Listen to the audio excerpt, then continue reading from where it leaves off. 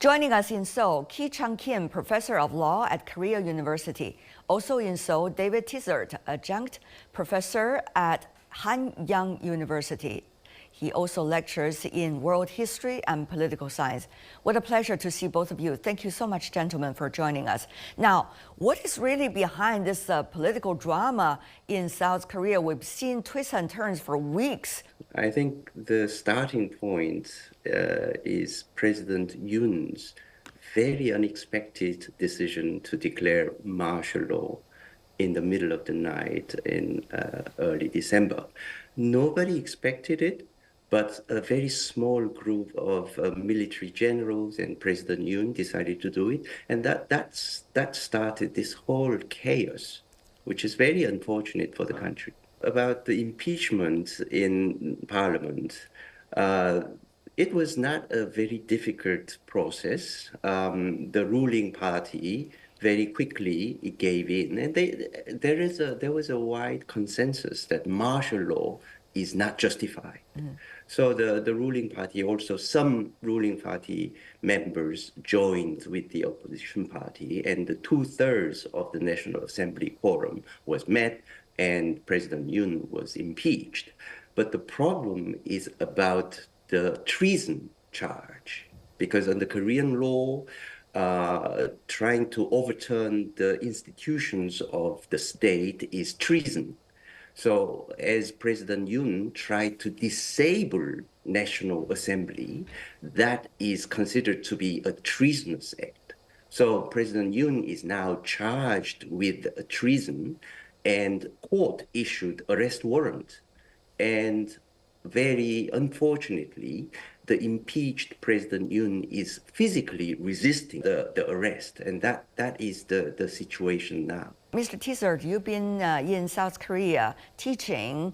How do you, as an observer, understand what is going on? Yes, I have been here for 20 years, and I would suggest that, as Professor Kim says, the decision to enact martial law on December the 3rd was a huge turning point, unprecedented. Nobody foresaw that. The two main political parties in South Korea, rather than use violence against each other, now what I believe they do is that they use the law to prosecute various members of the leading parties, and they do this not only for the politicians themselves, but also their family members. And this has created a huge cycle of legal and prosecutorial revenge upon each other. There's memes, I'm sure you all know about, every South Korean president ends up either dead or in jail, and this doesn't just apply to presidents.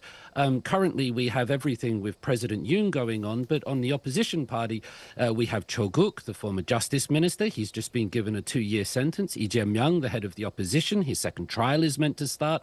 This is a huge cycle of political and legal revenge, where what's happened is the law has been used as a tool by politicians to inflict punishment on the opposition. And I think we're seeing a continuation of that, but just exacerbated to extreme levels. And the sad thing is it undermines the public's trust in these legal institutions that are meant to be fair and objective.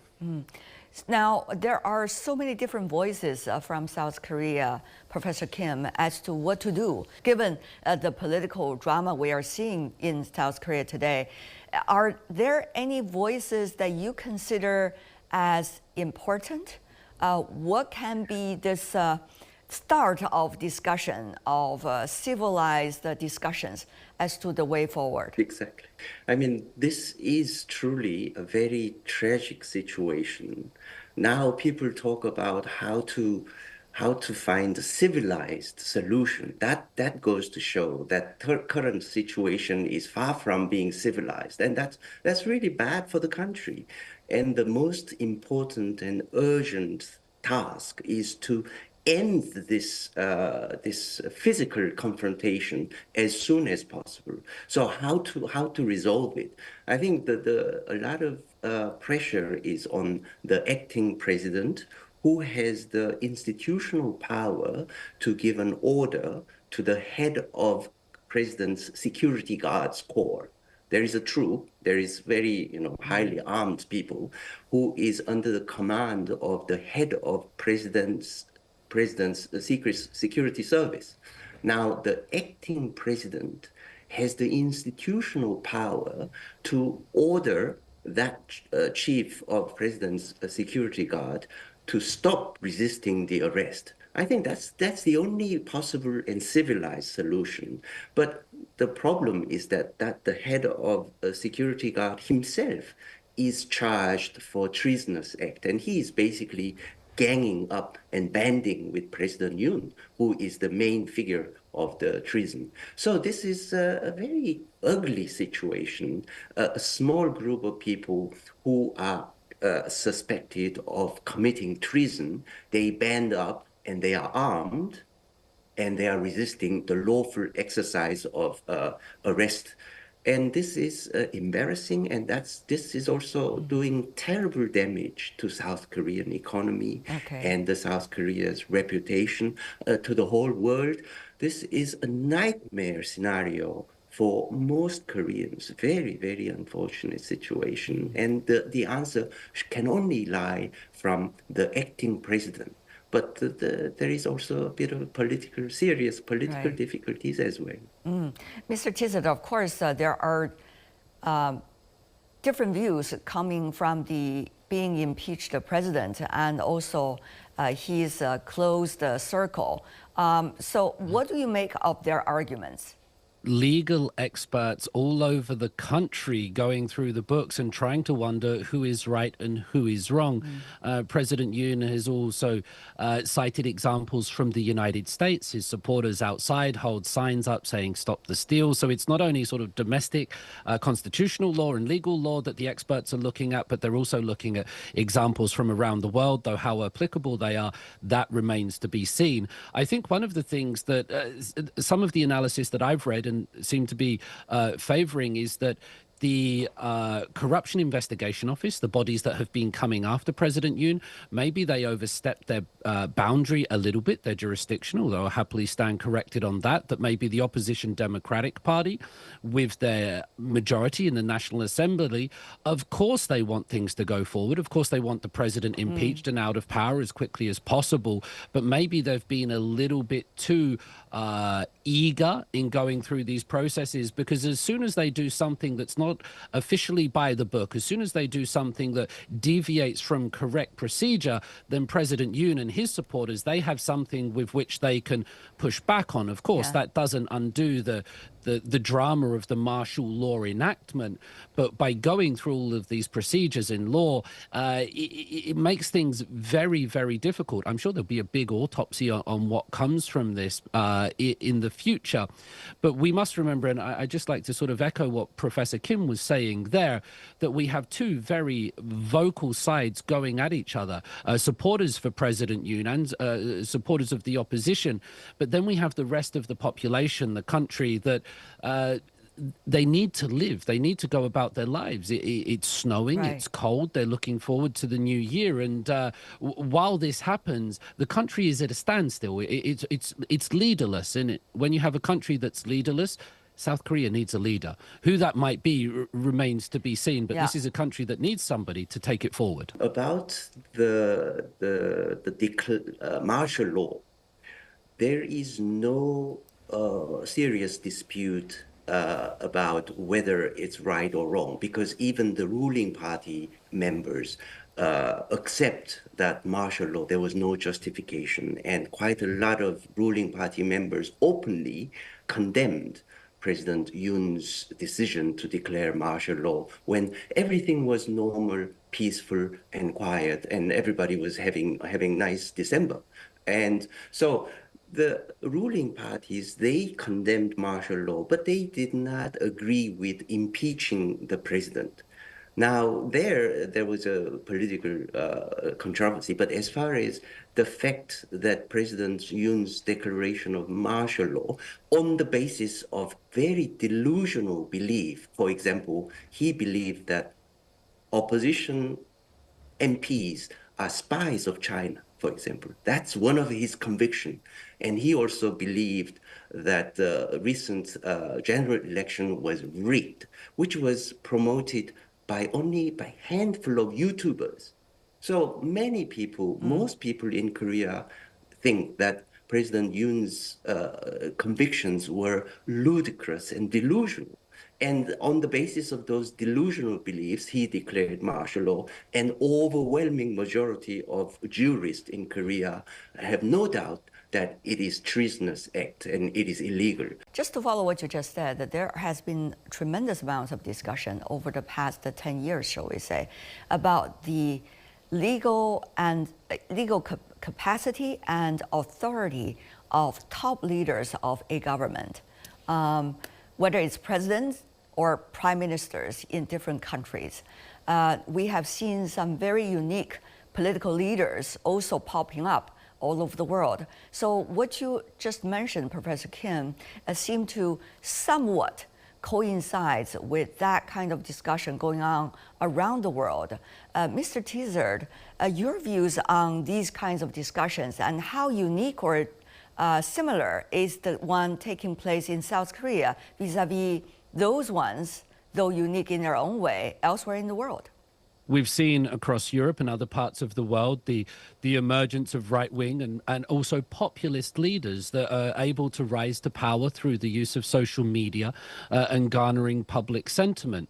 I would suggest what we're seeing in South Korea is neoliberal capitalism interacts in this social political structure. It allows people with vast amounts of money to wield influence and then to control people's emotions and people's public sentiment. I think we see some of that in the recent North American political status as well, with the rise of Elon Musk to a figure that's right next to the president and doing so through his own money. So what I think we should be looking at here is the role that capitalism plays in democratic societies, because I think that's something that's very strenuous at the moment. There are two things, in fact. One is about leadership style. You know, there are different styles of leadership, and at times one style might work better than the others, and you never be able to know which one really works until in retrospect. However, there's another issue about authority. The scale of authority and the ways to exercise the authorities. Besides being legal or illegal, there's also scopes in which authority can be exercised or should be exercised. Maybe that's a better word. So there are two different things. What you just mentioned could fall into one category or another, Mr. Tizard. I just want you to clarify. The scale and the power of the authority of the Korean ruler has been diminishing over the decades, if not the centuries. From King Gojong declaring himself emperor, through then military dictators that ruled and were called sort of your excellency, close to emperor. I'm talking about Park Chung-hee, who was the father of the nation. He was called Kaka Daetongyong. Those honorifics in which they address the president have been removed. Now we sort of see the president as somebody in a suit, as a citizen, no longer coming from the military or a royal line, but a person of the people, and that's what it's meant to be. I think we've seen people losing touch. President Yoon Suk Yeol, he was not elected with a great popular support. I think that's one of the things that we're seeing here. Yes, he does have a base, but he was elected on an anti-vote for the Democratic Party. They were sort of brushed aside for what they'd done, and so he came without support, without authority. And so how has he tried to give himself that stature that you were talking about?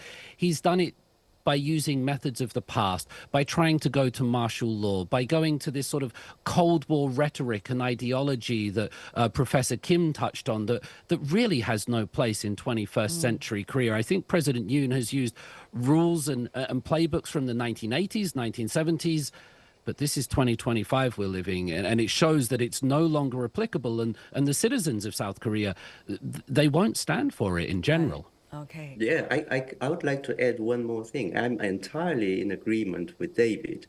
And what President Yoon tried to do, for example, declare martial law, that was a complete failure. Why? Because in Korea, people no longer accept that kind of method of exercising authority and power. That's a complete failure. It only lasted a few hours, and that's it. Why? Military soldiers simply did not obey. So that's an important point. And secondly, people are so shocked and upset because President Yoon is resisting arrest warrant issued by a district court judge, okay? And many people's belief is that everybody should be under the law, and President Yoon behaves as if he's above the law, and that causes a great deal of outrage and disappointment in Korea. And that goes to show that in Korea, no longer rulers enjoy a great deal of prestige. As David mentioned, the rulers are no different from any other citizens. He only happens to hold the post, hold the job for a few years, but then that's it. That is the current situation of Korean politics. How do you see different sectors of the South Korean society try to cope with the uncertainties right now, especially on trade, on economy? How are the businesses doing, and what are the common folks are dealing with right now with these uncertainties? Professor Kim. Even before the martial law fiasco, Mr. Yoon's presidency was not a good presidency for a lot of people who are trying to maintain friendly and harmonious and economically prosperous relationship with China. Because Mr. Yoon's policy was absolutely pro-America, and he has no reasonable stance towards China. So everything about his policy was anti-China rhetoric. So it was a terrible presidency anyway, but now the situation is really disastrous. A lot of uncertainties, which can only worsen the economic situation, and the country is leaderless, so it's drifting, and no one can see where the country is going and how to deal with the economic situations. And then, what is worse, and perhaps the worst, is that some of the ruling party politicians, they are still fanning up and building up anti-China rhetoric. I agree with what Professor Kim said about the ruling Conservative Party fanning the flames of anti-China rhetoric, and it's not good. I know Chinese friends here in South Korea that feel that tangibly in the streets, by the way. But I would also like to remind people that under President Moon Jae-in's government, the anti-Japanese rhetoric reached very high levels too. And what I find interesting is that most run-of-the-mill people, the university students that I teach, the parents that I meet at the school gates, they're a little bit more cosmopolitan than that. They want to meet people from all over the world. They don't want to have to choose between these two capital cities like it's a board game or a zero-sum game. They want to be able to go to Shanghai for their summer holiday and to Osaka for their winter holiday. They want to be able to have friendly relations and talk to people in North Korea as well as in Seattle or Pennsylvania. Unfortunately, Korean politics doesn't really provide that perspective yet, and I think that's what's missing, and it's not matching up with the view of most people that grow up with social media and phones and global connectivity and cosmopolitanism. Korean politics is missing that, I fear. I understand, with my humble observation and connections, there are a lot of people with wisdom and also resolve in South Korea that are working very hard around the clock in order to calm down the situation and try to seek a solution at this critical moment. Now, what do you think might be the incremental steps to bring order and rules back to a country? Okay. Professor Kim. I think I can give you some hopeful comment, because the situation will soon be resolved when the Constitutional Court issues its decision. So it would take about a month or so from now. And most people, especially jurists, believe that there is no doubt, there is no uncertainty that Constitutional Court will confirm the impeachment of President Yoon, and he will be removed from the office. So it would take about a month or so. Then things will be resolved, in my view.